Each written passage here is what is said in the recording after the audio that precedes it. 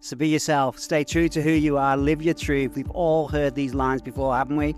They sound inspiring, right? But what happens when being true to yourself and following Jesus pull in different directions?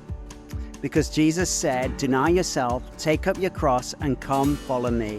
And that's as clear as can be. And let's be honest, that doesn't sound very authentic by today's standards. So if culture says express yourself and Christ says deny yourself, well, how do we live authentically without losing ourselves in the process? That's where we're going today, right into the paradox of authenticity and faith.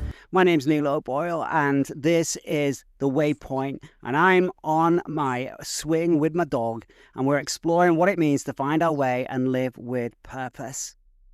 Our culture worships authenticity, doesn't it? Scroll social media for 5 minutes and you'll see it everywhere. Be real, don't hide, don't let anyone tell you who you are. It's clear, but here's the problem.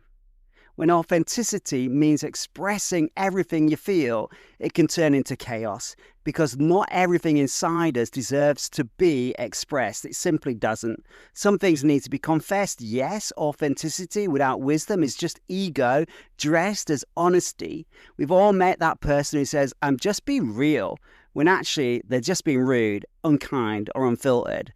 That's not real. That's reckless. And I think I've been like that way too many times. Let me tell you of a story I came across recently. A woman working in a PR company, successfully climbing fast, suddenly realized she hated every minute of it, just detested it. So at 32 years old, she quit her corporate job and went to cosmetology school. Everyone thought she was crazy. Why was she doing this? But she said something powerful. I spent 10 years pretending I loved the life I'd built. Then one day I realized I built it for everyone but me. That's the raw edge of authenticity. When you stop performing and start aligning your life with truth, it's scary, it costs something, but it's real. And I just want realness. Jesus said, whoever wants to be my disciple must deny themselves and take up their cross daily. At first, that sounds like the opposite of authenticity, doesn't it? Denying myself, isn't that fake? No. It's actually freedom, because self-denial isn't self-rejection, it's self-redemption. C.S. Lewis said this, the more we let God take us over, the more truly ourselves we become. See, the world's authenticity starts with expression. Christian authenticity starts with transformation.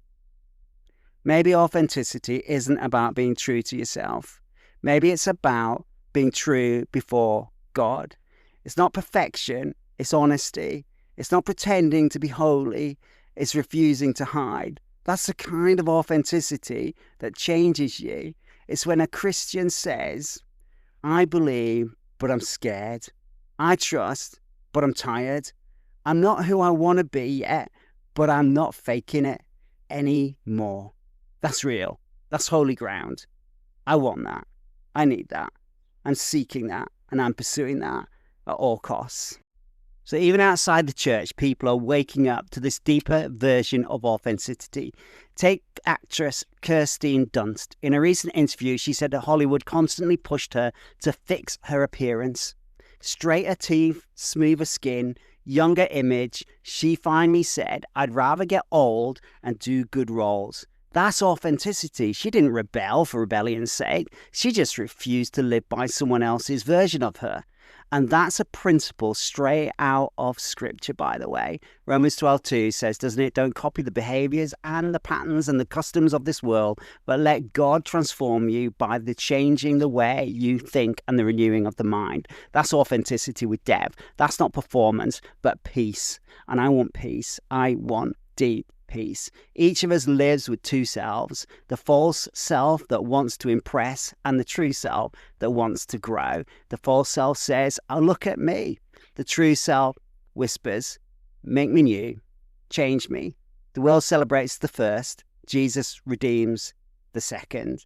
So yes, being a Christian means living in conflict, but that conflict isn't failure, it's formation. If you never feel tension between who you are and who God is shaping you to be, you're probably not paying very much attention. So how do we walk this out? Well, 3 things. Firstly, we need to be honest before God. Start there. say what's real, even if it's messy. Secondly, we need to be accountable with people. Authenticity needs community, or it becomes self-absorption. And thirdly, we need to be humble enough to keep growing, because the most authentic person in this room isn't the loudest. It's the one still being changed. Here's the truth. Authenticity without surrender just becomes ego with better lighting. But authenticity with surrender, that's transformation. True authenticity isn't saying, "and just be me." It's saying, "I'm becoming who I was made to be." It's not be yourself. It's be his. And if this episode hit home, share it with someone wrestling with that same tension. Because maybe the most authentic thing we can do today is admit that following Jesus doesn't make us less ourselves.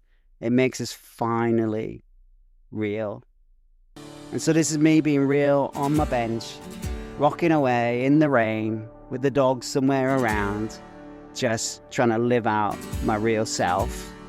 I'm just pursuing and trying to find my way and leading and living with purpose. Let's be authentic and let's keep being real.